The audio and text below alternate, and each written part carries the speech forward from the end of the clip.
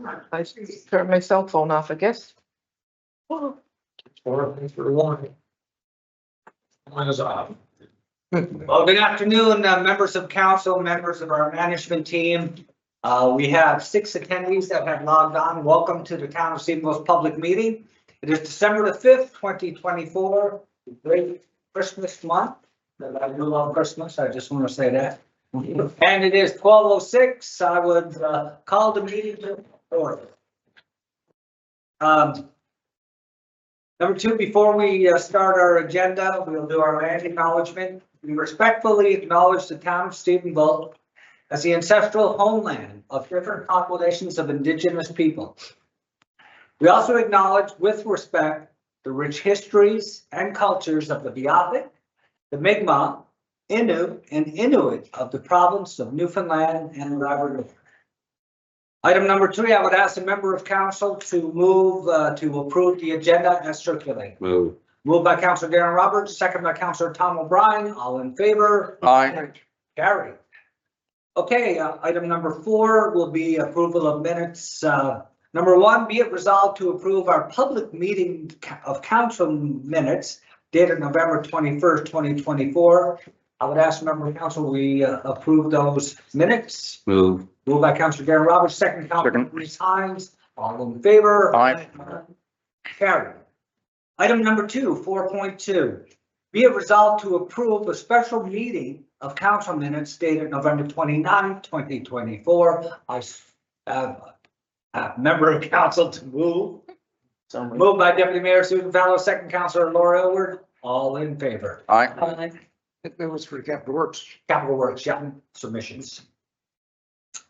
Okay, now item number 5, matters arising from those minutes. Are there any matters arising? I hear no matters arising. We will move on. Proclamation and delegation. I understand we have none today. Okay. Item number 7, committee reports. I'm going to turn it to our chair of finance, Councilor Myra White, for our finance committee. Item 7. Take it away. Thank you. The Finance Committee met on December the 2nd. The following items were recommended for council approval. Item number 1, accounts payable. Be it resolved to pay accounts payable dated December the 5th, 2024 in the amount of $40,101.38. I so move. Moved by Councilor Myra White, seconded. Second. Second, Councilor Darren Roberts. All in favor? Aye. Aye. We're always going for long time. I know. If we had them for the 23 meetings we had per year, we'd be in good financial shape. Well, we can. Darren knows how. Item number 2, water and sewer tax. Be it resolved to approve water and sewer adjustments in the amount of $1,165.64. I so move. Moved by Councilor Myra White, seconder. Second, Councilor Maurice Hines. All in favor? Aye. Aye. Carried. Item number 3, miscellaneous account. Be it resolved to approve write-off on miscellaneous account in the amount of $780.56. I so move. Moved by Councilor Myra White, seconder. Second. Second, Councilor Darren Roberts. I'm wondering from the CAO could get a little information on that miscellaneous account, because I haven't seen many of them come through. Yeah, we'll gather that and hopefully before the end of the meeting, just to, because I know it was reviewed in detail at the finance committee with the detail. Okay. So it was approved as being acceptable. So matter arising from a previous matter Okay. that has been reviewed. Oh, that's good. Okay. Yeah, we'll get. All in favor? Aye. Aye. Aye. Carried. Item number 4, approve to award RFP 2024-10-001, 163 Minnesota Drive. Be it resolved to award RFP 2024-10-001 to the sole bidder Rock Physiotherapy and Wellness to purchase a parcel of land located at 163 Carolina Avenue in the amount of $110,189 or $3.70 a square foot. I so move. That's supposed to be Carolina or Minnesota. No, Minnesota. That was supposed to be, Supposed to be Minnesota. it's Minnesota. a typo there. No? I've- Yeah. Oh, okay. Carolina Carolina in the, should be changed. Yeah. in the Minnesota. heading, Minnesota. Minnesota. Body of the. Can we tell the Senator that Carolina, we switched out to Minnesota? Do you want me to reread it? Yes. Okay. Item number 4, approve to award RFP 2024-10-001, 163 Minnesota Drive. Be it resolved to award RFP 2024-10-001 to the Soul Physiotherapy and Wellness Saying that's Minnesota. to purchase a parcel of land located at 163 Minnesota Drive in the amount of $110,189 or 3.72 per square foot. I so move. Moved by Council Myra White, seconder, Second. second Council Tom Brown, question? No, just that it also came before the planning committee and it was, the document was really well done and the price was very good. It's definitely good. I'd just like to say on it, it's so nice that that area now with the hospital, the new medical clinic, the flagship of the College of North Atlantic is in Stephenville, by the way, of all physical structures. But it's almost like it's an institutional medical campus that's being there. And, you know, you got the Acadian home, so there's a bit of a theme that it seems to fit right to have a new physiotherapy there, so I kind of like it. And it's so nice that we're able to have some of our assets, such as land, that we can sell to the private sector, because every time we sell a piece of land, that helps with our administration costs, our capital costs, our recreational costs, and everything that we do in spending our $10 million per year. So on that note, all in favor? Carried. Item number 5 is a request for donation to the annual Christmas Community Cafe. Be it resolved to approve $500 to the Southwestern Newfoundland Housing Stability Initiatives, HSI, for their annual Christmas Community Cafe being held at the Stephenville Lions Club. I so move. Moved by Council Myra White, seconder. Second Council Laura Elwer, all in favor? Aye. Carried. Item number 6, a request for sponsorship. Be it resolved that the town of Stephenville sponsor the College of the North Atlantic Achievement Award in the award of $500. I so move. Moved by Council Myra White, seconder. Second. Second Council Maurice Hines, all in favor? Aye. Just that this has been an ongoing thing and it's really nice to see that the college is still awarding that achievement award. Yeah. It's really good for students. And item number 7 is a request for donation for the Stephenville Caribou Curling Club. It was the recommendation of the committee to approve a grant in the amount of $20,000 to the Stephenville Caribou Curling Club. I so move. Moved by Council Myra White, seconder. Second. Second Council Tom O'Brien, Question, question? is this an operating grant, 20,000? And is this consistent with previous years? This is a request to facilitate the transfer of the facility to the town as per previous motion of council. There was an outstanding amount that had to be settled, but will be reclaimed back from the curling club when the town takes over the operations of the club itself. So in council has approved a loan, which would see us borrowing money to support the upgrading of the club's refrigeration equipment. But this was operational monies, and we've offered to take over the operations club while we're getting it all upgraded and everything else. And this was a credit line that they had, which was against the property, prevented us from taking over the property and then facilitating the refurbishing of the property appropriately for our expenditures. So we have to offer this to them with a irrevocable direction that it can be used to pay off the credit line. And then we can facilitate the transfer of the club property over to the town to go further with renovations. And the second stage will be the recovery of, And the next stage would be development of an appropriate lease that sees the recovery of both the monies for providing equipment as along with these operational costs on a regular basis. They normally operate on a cost recovery basis and manage to fulfill their obligations, but one of the big obligations has been the costs that go out the door every year on equipment that's not working well and loss of freon or whatever the various pieces of that are and excessive maintenance costs.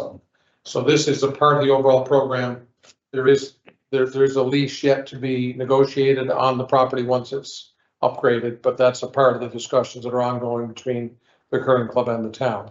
okay, And thank you.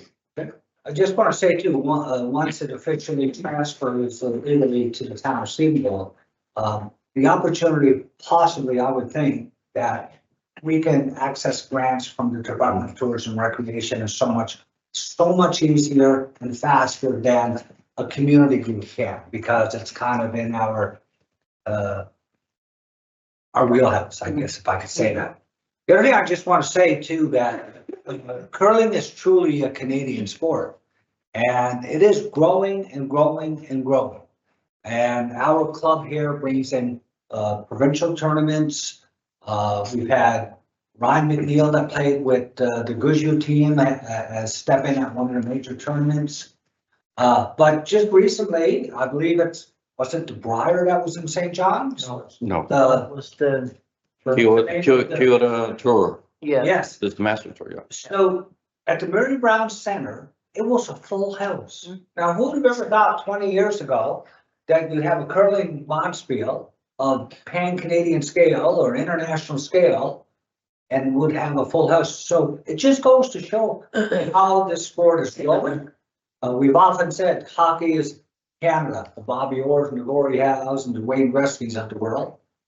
I should be putting in a couple of Maple Leafs there because I'm a Maple Leaf fan. No. But Let's not muddy the waters. we're so appreciative of the board of directors and the executive that all they've done in the past with all of our community groups. So on that note, good discussion, all in favor. Aye. That was the last item on our finance. Nothing else, Councilor White? None. Okay, well, thank you very much for that. I'm going to now turn it over to Councilor Laura Aylward for planning and development. And I think there's only one item. Yep. Yes. So you can keep it short if you feel like it. Yes. There's a hint, Laura. I'll try my best to keep it short.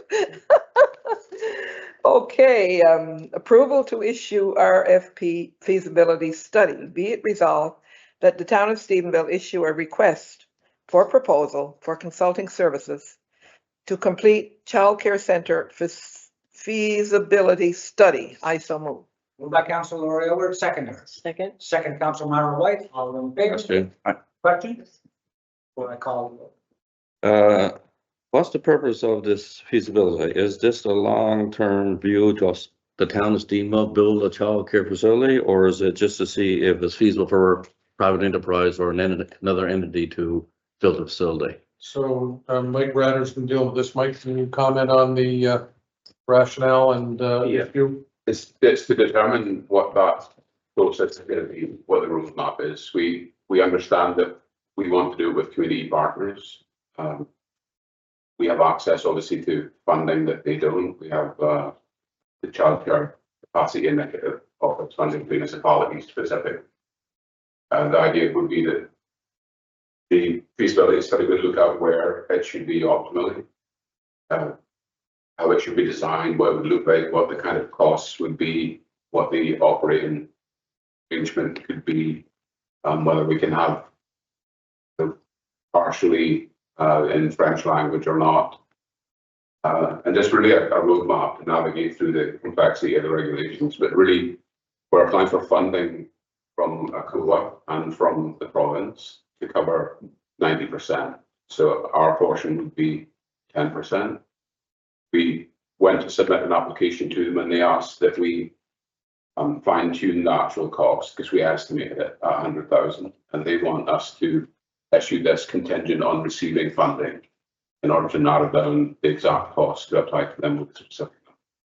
But the second part is this a vision that the town would, as soon as feasibility comes and says, yeah, it's feasible to have a childcare center and design everything else to build, the taxpayers team will build a childcare center and operate it? Oh, The stakeholders involved in childcare throughout the community is one of the groups that will be engaged in such a study. So again, as the town doesn't want to get into the business of running childcare centers, not our norm, but we can facilitate stakeholders' involvement appropriately and support. And that's really where we're coming from with this.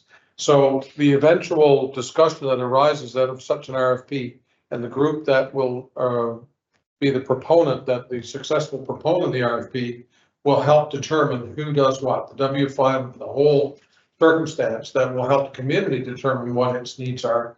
And then what role should the town play, what role, we know that provincial and federal governments will support with financial support, but there's also the new daycare programs which will support the operation. So, and we can't participate at all without some form of quality representation to government before we can even see if we can make the funding happen. So that's really where it's coming from. So, any idea what this is gonna cost us?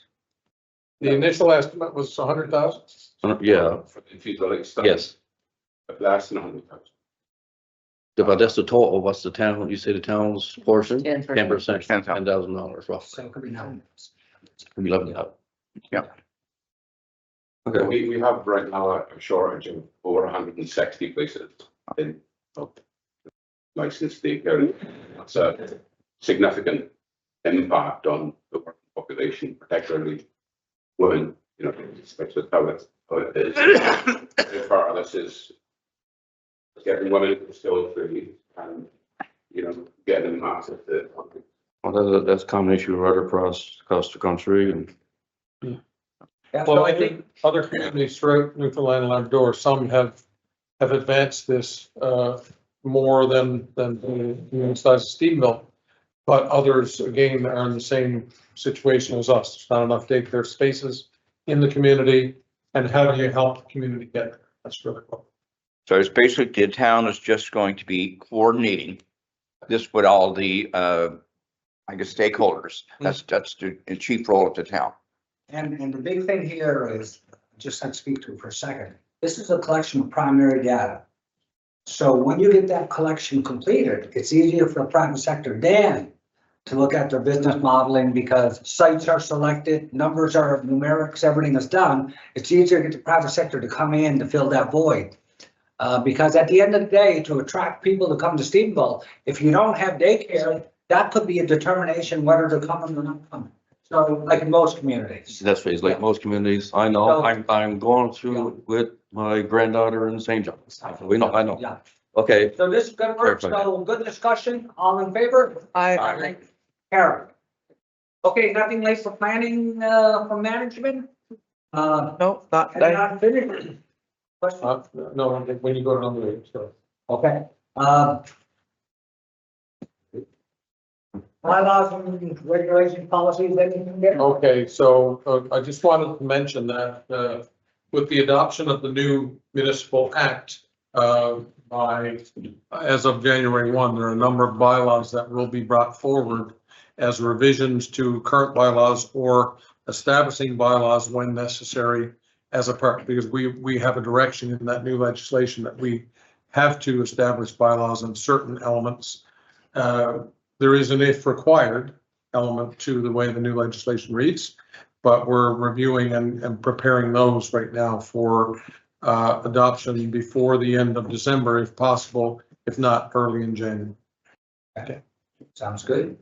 Okay, any unfinished business, new business? I guess on ongoing business, the planning is well underway for the Christmas adventure on Main Street. It's going to take place on the 20th of November. Main Street going to shut down from the way to Boland. The street's going to shut down at 2 o'clock to give any time enough to get the street dressed up for a 5 o'clock start. And it's going to run from 5 to 9. So hopefully the weather will agree with us, and we certainly encourage people to come out and take part. So is there a backup plan that if the weather is really rough, is it gonna go the next night? Yes. Yeah. Yeah, I gotta call him. You got to take. I gotta Okay. call him. It always seems to forget. Thank you, sir. Anyways, I just, Lakes and all. I got one thing here. We're on the Hallmark show. Lakes and all. Yeah. I just have one thing. I just want to let everybody know that now our website has now on its platform allows anybody to do the translation on our website to any language.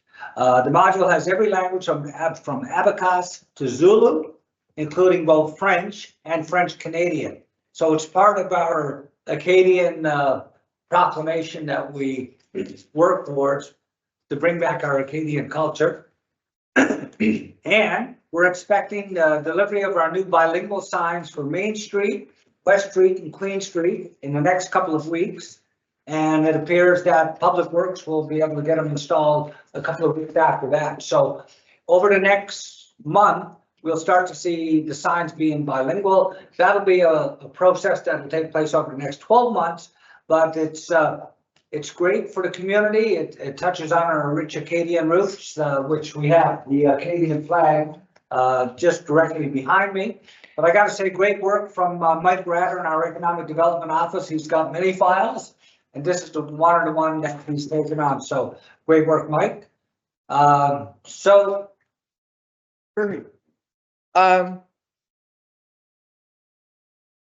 You finished? Yes, I am. Oh, well, a couple of things.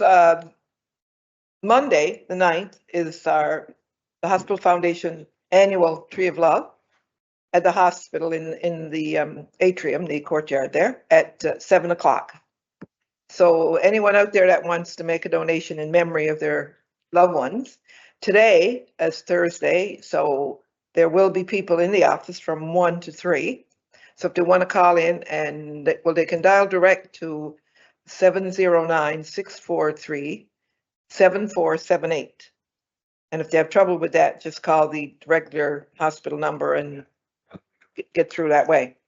So it's an annual event, and St. George's had theirs, what night was it? Monday night, I guess. And it wasn't a very good night, but actually at that event, they took in $400, and with a small number of people attending, but they took in $400, and Dominion donated a tree to them. So that was good. Now Port to Port, we haven't heard from yet, but it's our event's going to be Monday night. So I would encourage people to get out, and usually Councillor O'Brien, we usually get a good attendance. Oh, yeah. Yeah, with Carol singing and the Salvation Army and other people that are there. But the thing I was going to talk about today was, I don't drive to Corner Brook. Well, I wouldn't drive anyway, but I don't go into Corner Brook unless I really got it.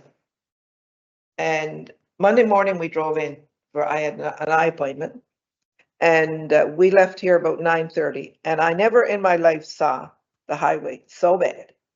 It was not cleared. There was no plows on that road.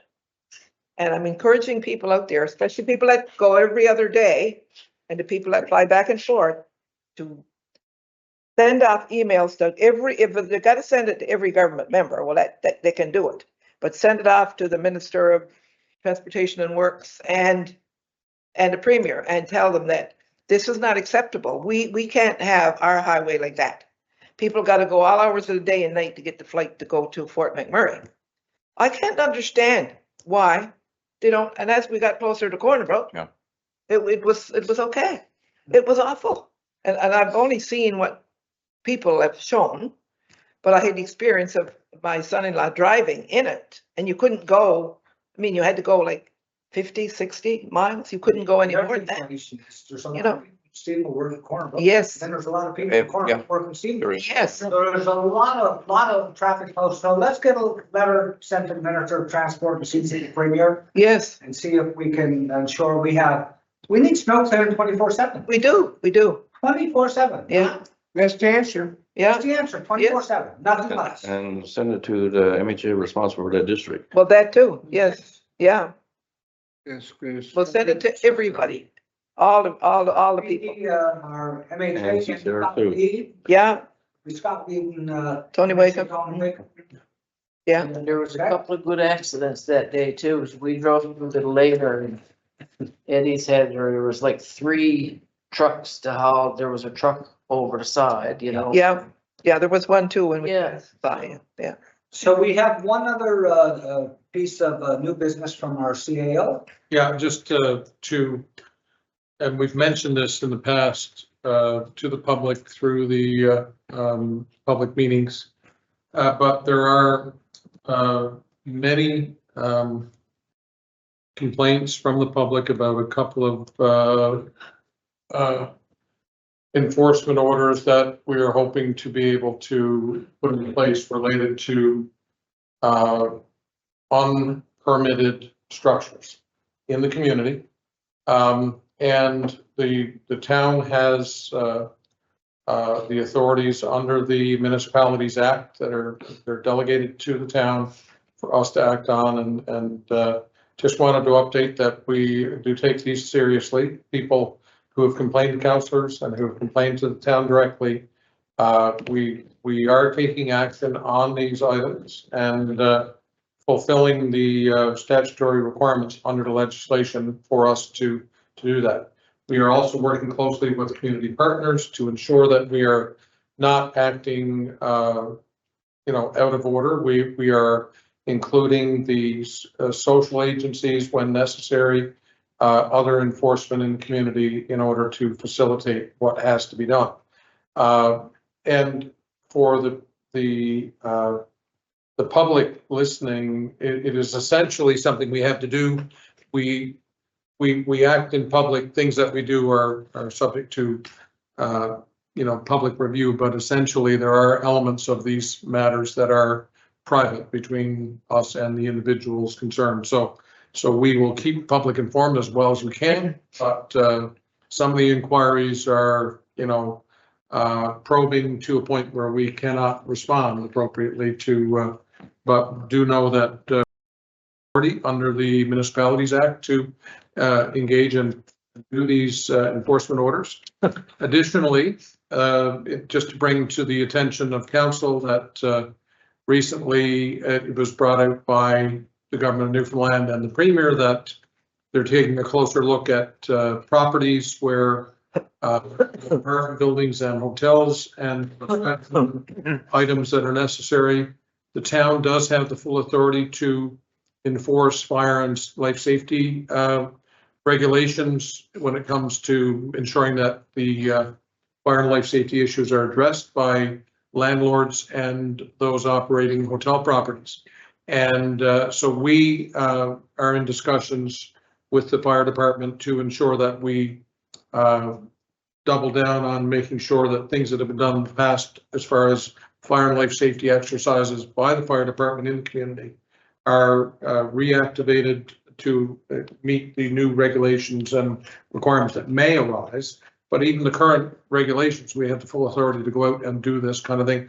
Normally, only when we receive a complaint, but now we may instigate something that's more Scheduled of a inspection. scheduled inspection with the community in full knowledge, and then they would go out and perform these life safety inspections. Do that include Airbnbs?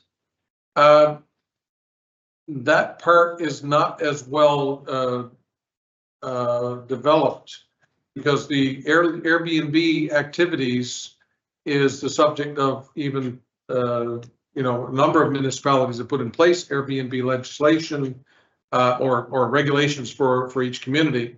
In the case here, I haven't even addressed that internally, but it's something we have to look at as well, because that is commercial activities going on within the boundaries of the town that should actually be, at the very least, understood and detailed, but as to whether it can be appropriately regulated on a small scale basis is something we'll have to investigate and make a report. Okay, thank you.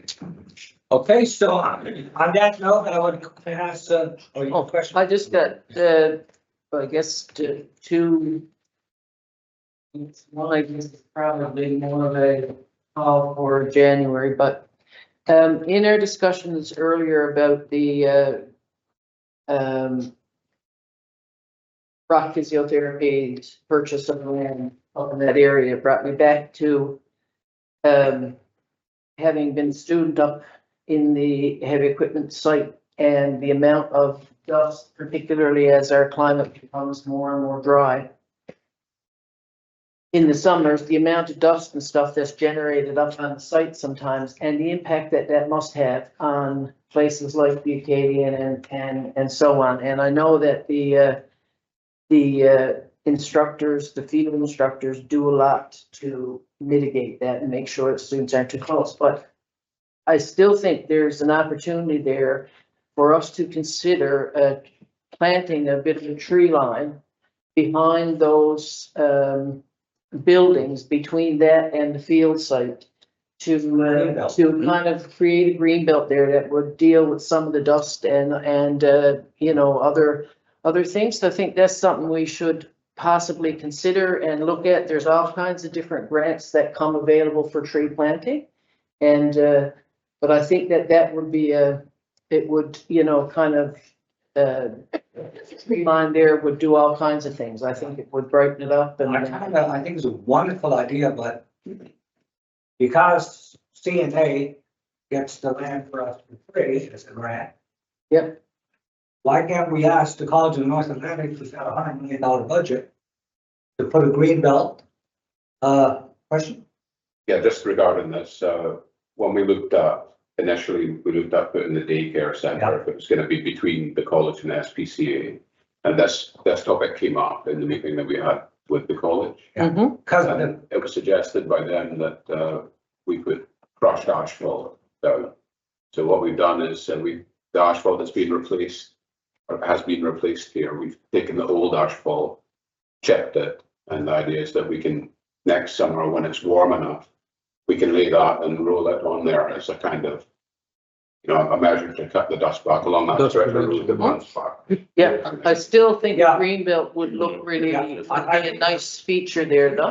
like the asphalt It is would one cut line down of the defense. sound, Yeah. the noise, the air pollution, et cetera, right? So I just think that's something we. Right. And just aesthetically, Yeah. you know, you go by there, you see these, you know, well-built structures. Yep.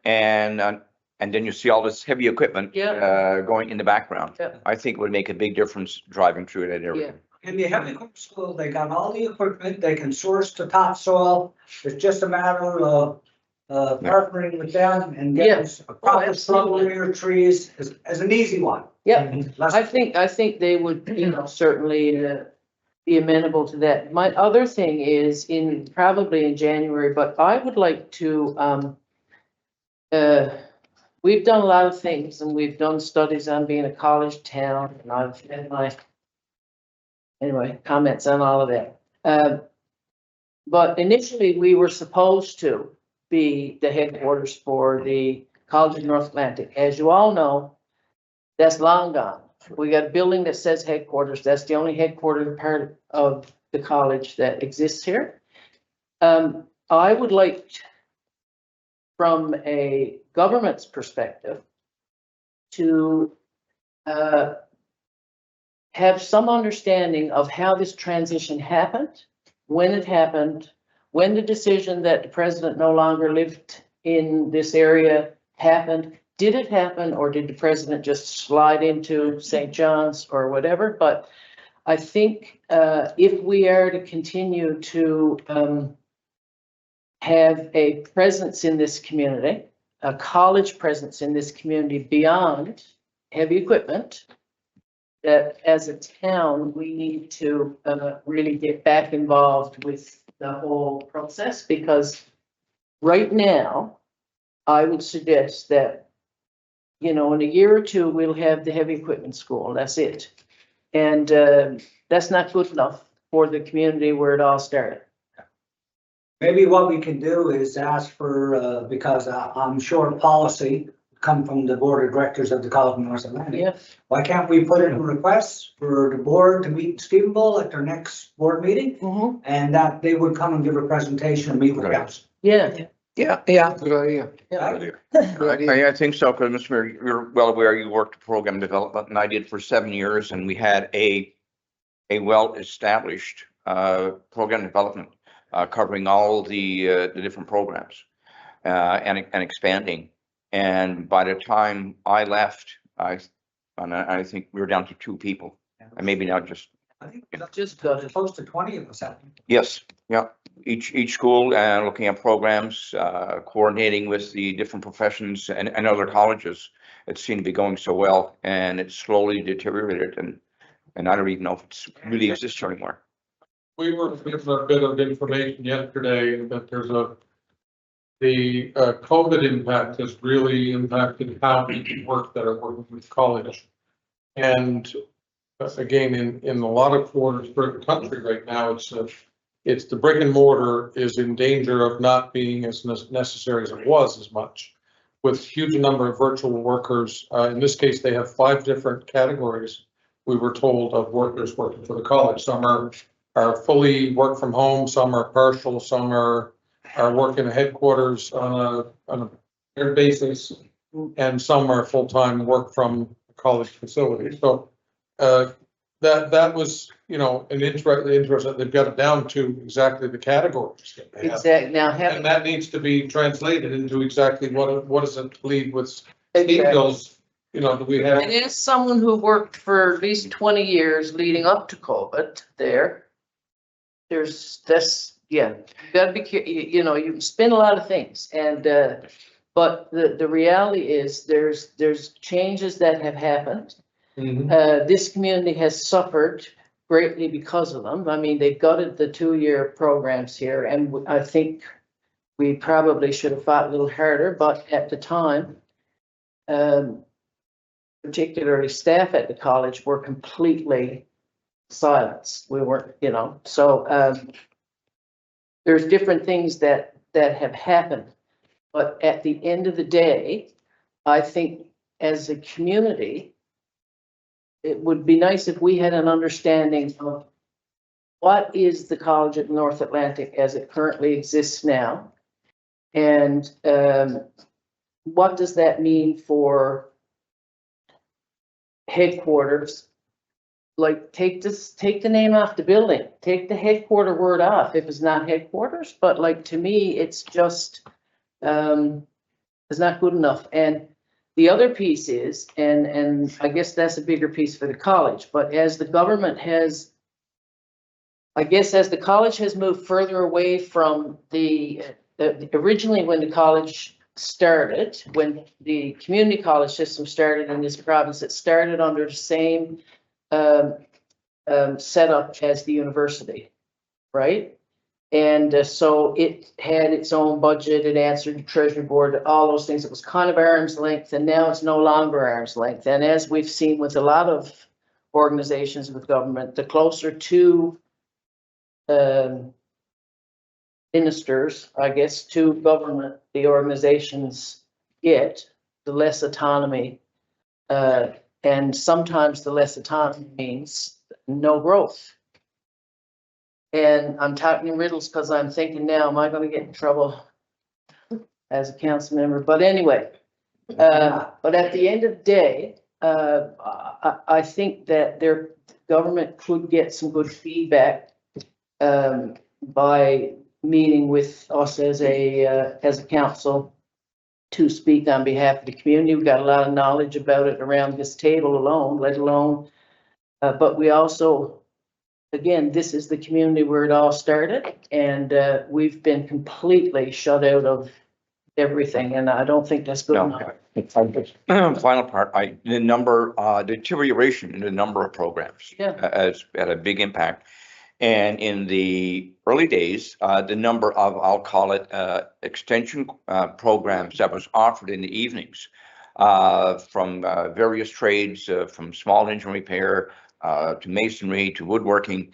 And that was a great thing to have in the community. And then that part has completely disappeared. When college amalgamated, we had a leadership, and the leadership said that anyone that wants to work at headquarters will move here. You had to come, and if you didn't want to work at headquarters, you didn't want to live in Stephenville or come to the West Coast, there would be no jobs for you. That was what their leadership started off doing. At the end of the day, we're the headquarters. The There's- senior executive and the president President should be Paul, living and working in the headquarters community. Yeah. Bottom line. And say All what your you fans. want, say what you want, All- on proximity to St. John's Yep. being the reason why you gotta be in there. But you can't at one side of your mouth say, we gotta be closer to government and all that. And then on the other side say, well, we got people who work from home because you don't have to be there, Yeah. right? So, I'm glad you brought that up, Susan, because the college, like you said, we used to always have our own board member for years and years and years. And I haven't checked lately to even see who the chair is, or if we do have a member on the board.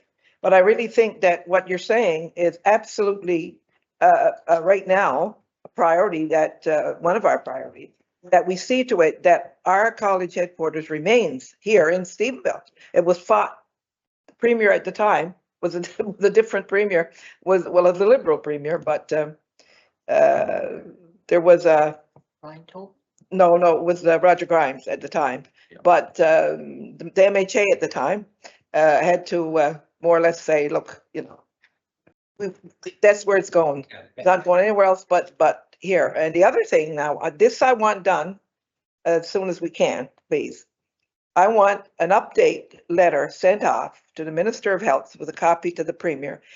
I want an update on their 2023 budget, the money that was allocated for the study on, or whatever it's called, for a new long-term care center in Stephenville. That was in the budget in 2023.